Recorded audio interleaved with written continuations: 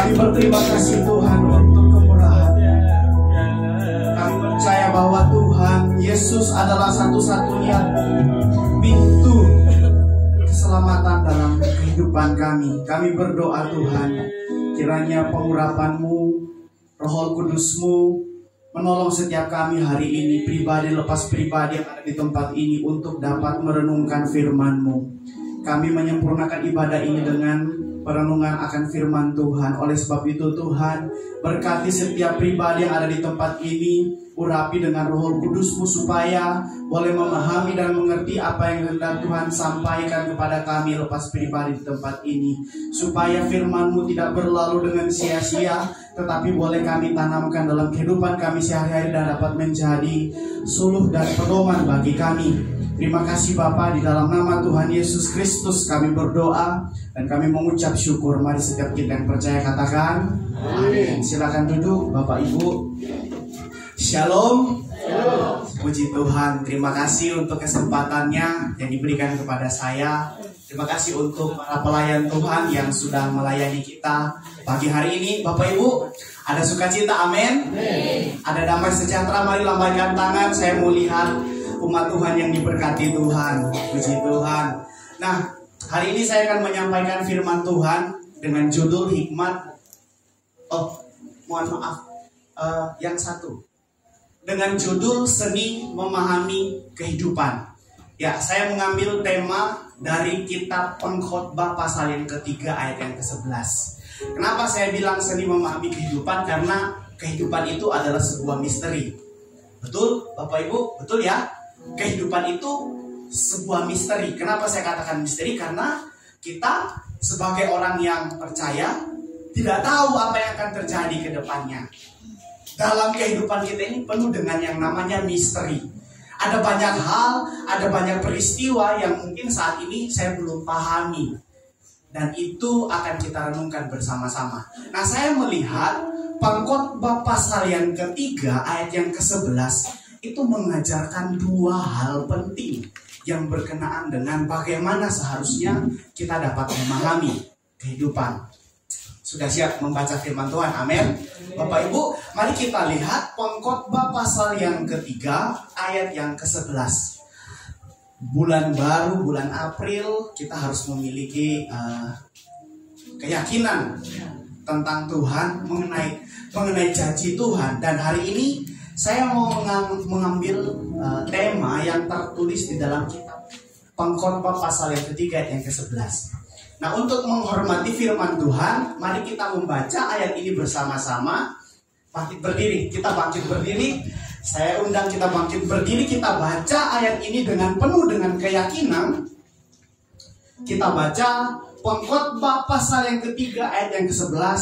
Kita baca bersama-sama, 2, 3. Ia membuat segala sesuatu indah pada waktunya, bahkan ia memberikan kekekalan dalam hati mereka.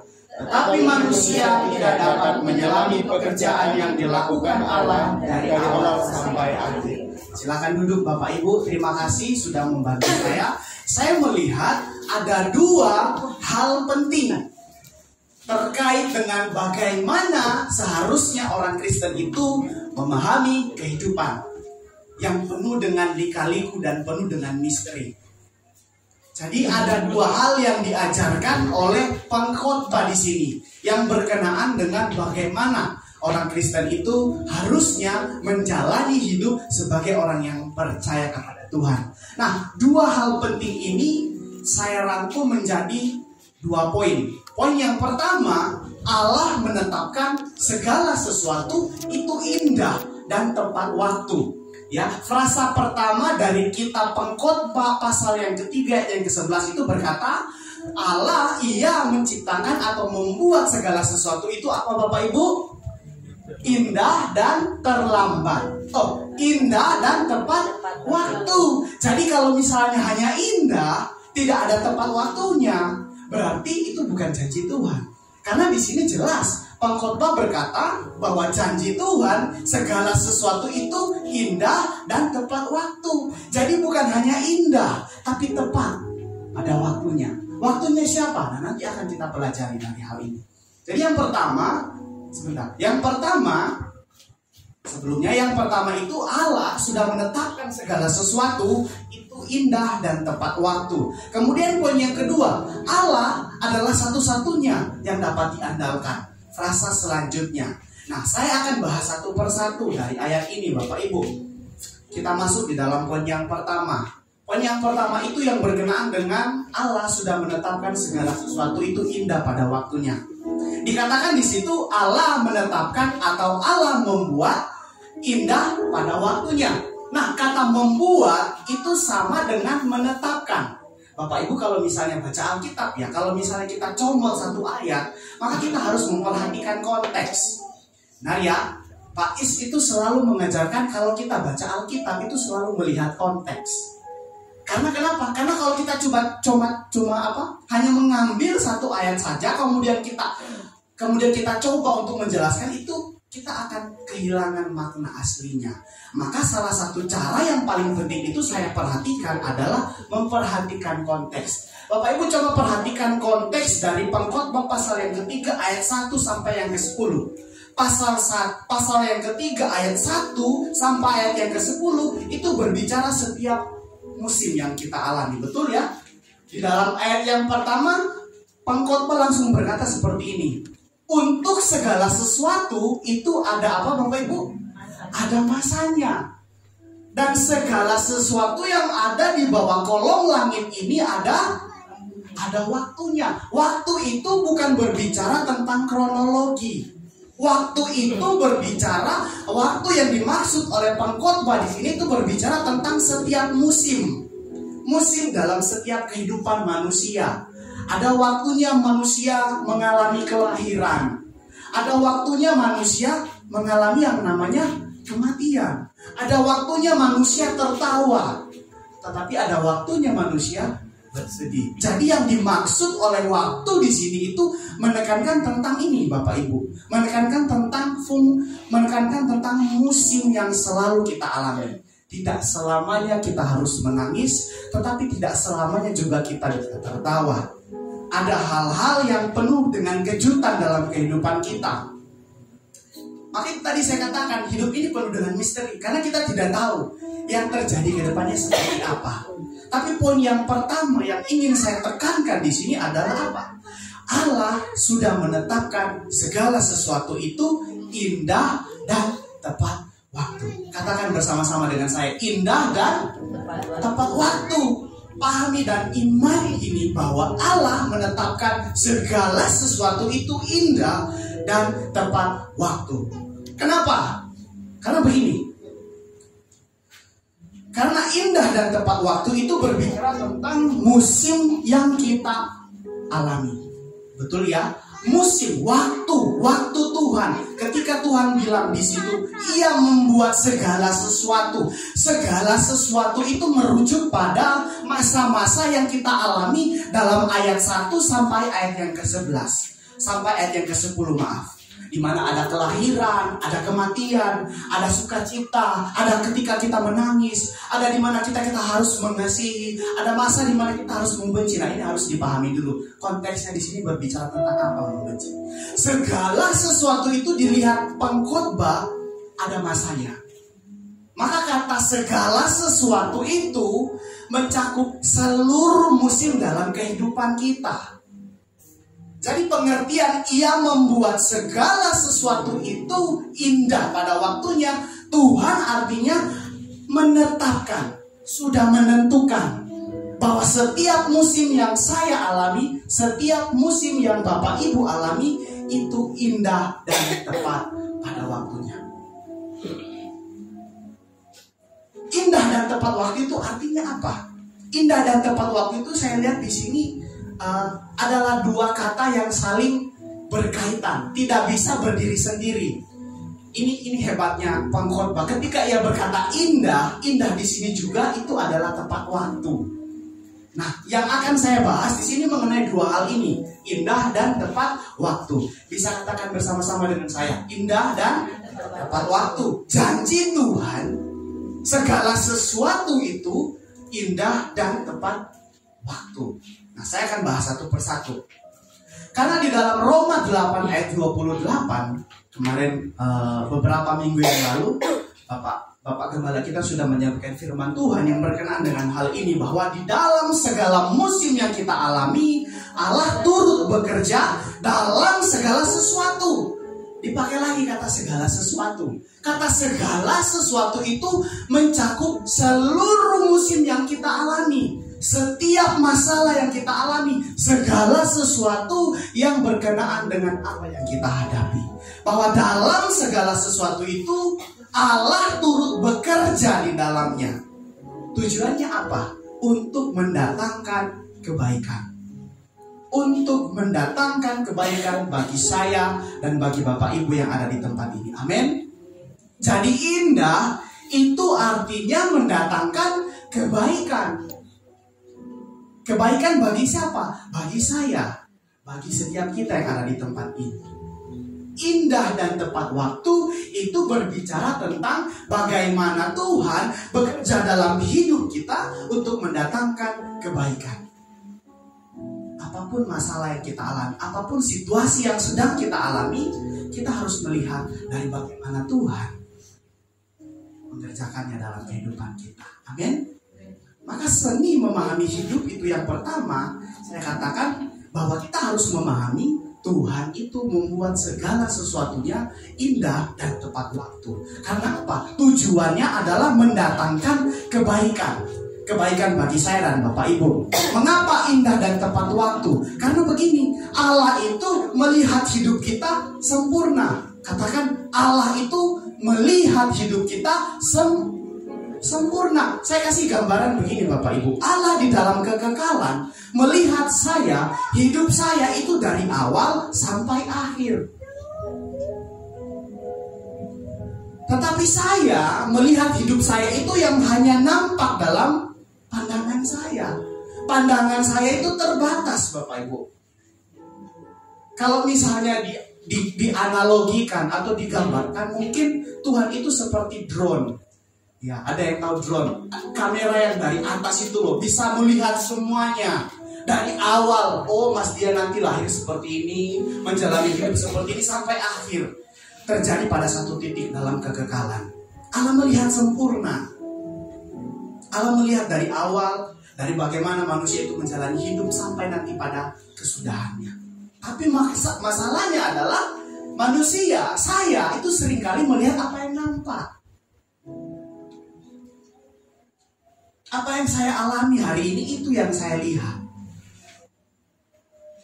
Sekarang bagaimana caranya kita mengkalibrasi persepsi kita?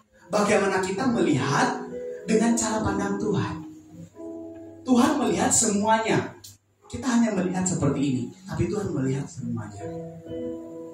Contoh kasusnya bagaimana? Ketika kita lihat masalah atau pergumulan hidup, apa yang nampak di dalam hidup kita? Saya melihat masalah, tapi Tuhan melihat di balik masalah itu. Maka yang menjadi penekanannya di sini adalah bagaimana kita memahami cara pandang Tuhan, bahwa semuanya itu mendatangkan kebaikan. Bahkan dari masalah yang kita alami pun itu akan mendatangkan kebaikan.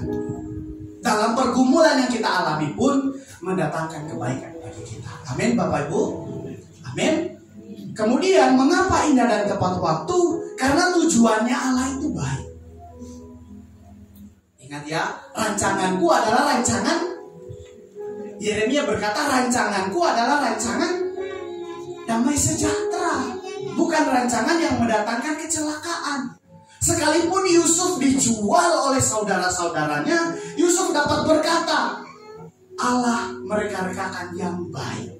Sekalipun kamu mereka-rekakan yang jahat bagi saya, tapi Allah dapat membuatnya jadi sesuatu yang baik. Amin ya. Amin. Karena menurut manusia, menurut kacamata kita, mungkin ini buruk bagi saya, perlakuan yang buruk bagi saya. Tapi mari kita lihat bagaimana cara Allah memakai semuanya. Allah turut bekerja. Saya percaya bahwa Allah memang turut bekerja dalam hidup saya.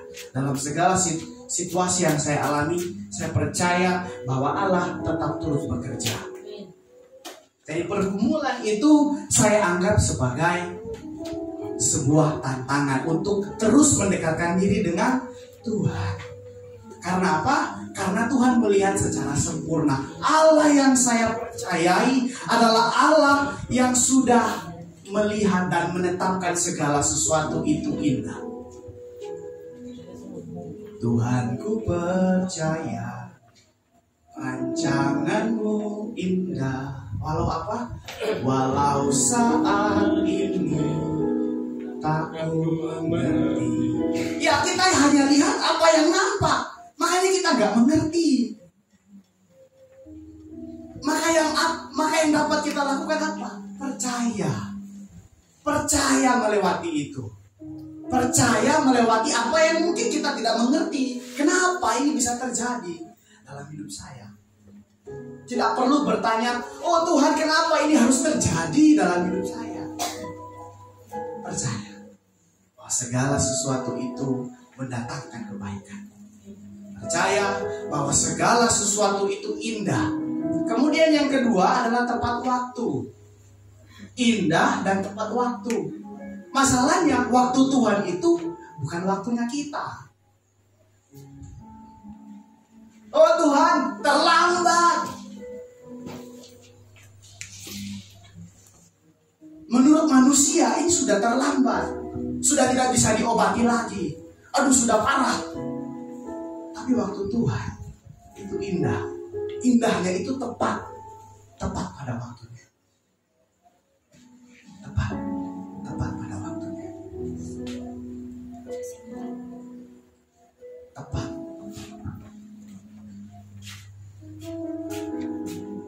Saya percaya bahwa apa yang terjadi dalam kehidupan Bapak Ibu, apa yang terjadi dalam kehidupan saya, itu indah dan juga tepat pada waktunya.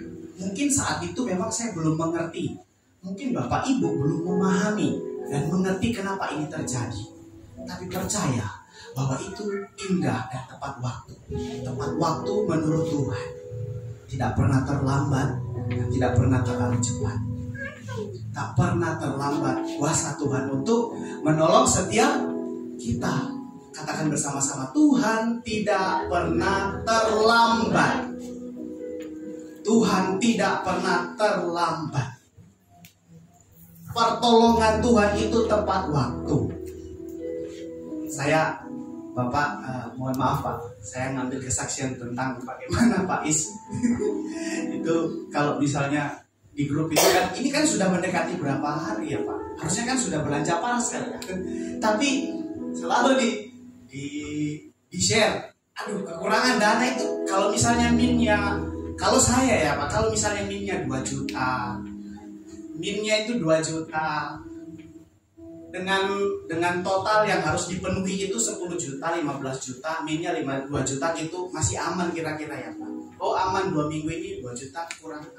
Tapi kalau misalnya 10 juta, yang min 10 juta, saya kalang kabut sendiri Bapak Ibu. Kalau misalnya bukan karena Tuhan, kalau misalnya bukan karena pertolongan Tuhan,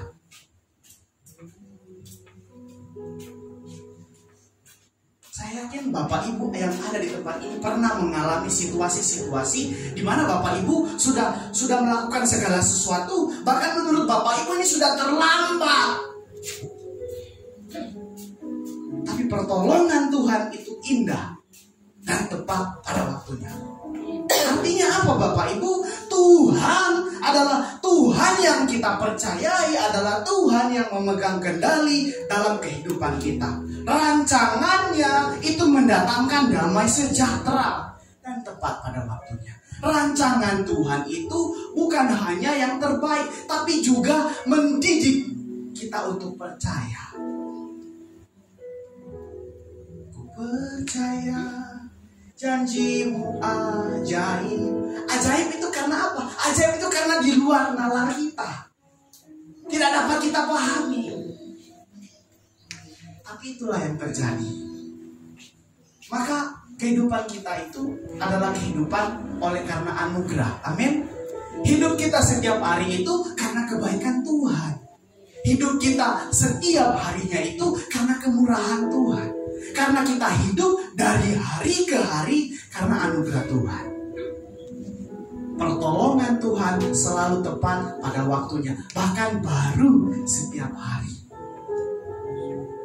Mendatangkan damai sejahtera selalu tepat waktu.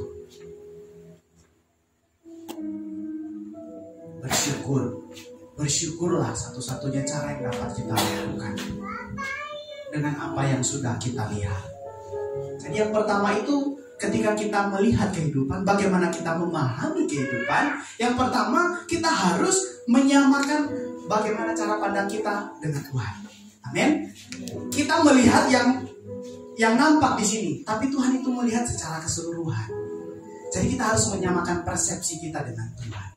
Bagaimana cara pandang kita? Percaya, berseru kepada Tuhan, berserah kepada Tuhan. Tuhan rancangan Tuhan mendatangkan damai sejahtera bagi saya. Mungkin saat ini saya dalam keadaan yang belum saya dapat paham, sulit untuk saya dapat terima.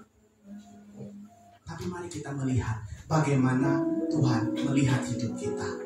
Dengan cara apa? Dengan cara mempercayai hatinya, bahwa sejatinya Tuhan tidak pernah mendatangkan rancangan yang buruk terhadap hidup kita, tapi rancangan yang mendatangkan damai sejahtera dan tepat pada waktu Tuhan. Amin, Bapak Ibu. Amin. Selanjutnya poin yang kedua. Yang berkenaan dengan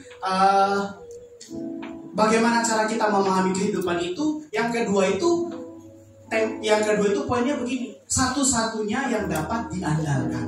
Allah adalah satu-satunya pribadi yang dapat diandalkan. Katakan bersama-sama dengan saya, satu-satunya yang dapat diandalkan.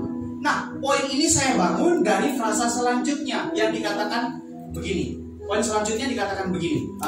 Ayat selanjutnya di dalam Pengkhotbah pasal yang ketiga yang ke-11 dikatakan, bahkan Ia memberikan kekekalan dalam hati mereka, tetapi manusia tidak dapat menyelami pekerjaan yang dilakukan Allah dari awal sampai akhir. Saya bertanya-tanya, apa makna dari kata dan frasa Ia memberikan kekekalan dalam hati mereka? Apa maksudnya kata ini? Apa maksudnya frasa ini? Nah, ternyata di dalam Indonesia Terjemahan Baru ada satu kata yang tidak diterjemahkan menurut saya. Kalau misalnya Bapak Ibu lihat versi terjemahan bahasa Indonesia sehari-hari, justru terjemahannya itu berbeda. Ada satu kata yang menurut saya itu tidak diterjemahkan di sini. Kata mibeli. Mibeli ini bukan beli mie, bukan. Mibeli ini artinya keinginan atau hasrat. Maka kalau misalnya hasrat, keinginan ini digabung dengan kekekalan dalam hati, sebenarnya maknanya itu artinya hasrat atau keinginan akan kekekalan dalam hati mereka, dalam hati manusia. Bapak Ibu tahu gak yang namanya Francis Blaise Pascal? Jonathan tahu gak Pascal? Pascal itu ahli fisika. Ahli fisika itu ngomong begini, ada ruang kosong dalam hati manusia yang hanya dapat diisi oleh Allah. Saya kasih contoh. Bapak Ibu, manusia itu adalah makhluk yang tidak pernah puas. Tidak pernah puas dengan apa yang ia dapat. Dapat motor, lihat tetangganya punya mobil, keinginannya timbul untuk punya mobil. Aduh, kok saya cuma dapat segini ya, mestinya saya dapat lebih banyak. Menurut Pascal, seorang ahli fisika itu berkata, ada satu ruang kosong dalam hati manusia yang hanya dapat diisi oleh Allah. Tapi kadang-kala manusia mengisinya dengan hal-hal yang bersifat fana. Kefanaan. Maka kalau misalnya Bapak Ibu lihat kehidupan artis-artis yang tenar, sekalipun mereka dilimpahi banyak kekayaan, mereka banyak dilimpahi dengan popularitas, kekayaan, tapi tidak menjamin hidupnya bahagia. Maka sebenarnya standar kebahagiaan itu apa? Ini yang ditetapkan, ini yang berhubungan dengan hasrat. Hasrat di mana manusia itu memikirkan sebuah kekekalan, memikirkan sebuah kehidupan selain daripada dunia yang fana ini. Tetapi masalahnya ruang kosong ini kadang-kala diisi manusia dengan sesuatu yang bersifat fana, dengan pasangan, dengan harta, dan dengan popularitas. Maka akhirnya manusia itu selalu merasa kurang.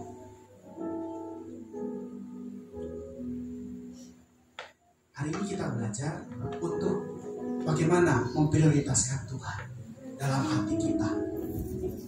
Apakah ruang kosong dalam hati kita itu diisi oleh Allah? Apakah kita benar-benar percaya bahwa memang hanya ada satu Allah yang sanggup mengisi kekosongan kita? Apa yang kita kejar dalam hidup ini, Bapak Ibu? Apakah kebahagiaan? Apakah harta? Apakah popularitas?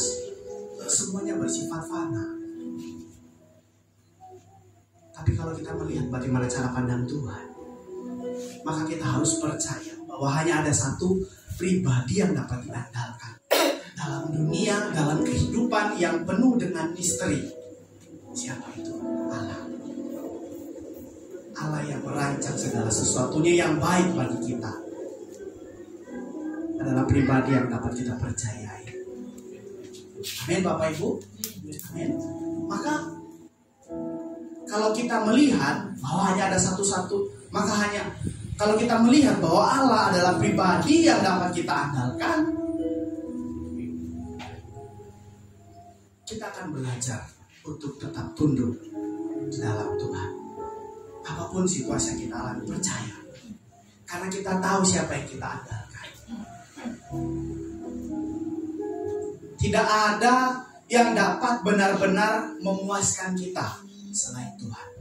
Bapak Ibu perhatikan apa yang saya sampaikan ini. Tidak ada yang dapat benar-benar memuaskan kita selain Tuhan. Ini bukan perkataan saya. Ini perkataan pengkhotbah. Pengkhotbah itu orang yang paling kaya dulunya. Dia sudah melihat segala sesuatu itu. Tapi ia bisa berkata bahwa harta itu ternyata tidak bisa diandalkan. Bahwa kepopularitasan itu tidak bisa diandalkan. Bahwa sebuah status itu tidak bisa diandalkan sampai kekekalan nanti. Satu-satunya yang dapat kita andalkan itu adalah Tuhan. Yesus yang sudah menjadi manusia, yang menolong kita, adalah satu-satunya pribadi yang dapat kita andalkan.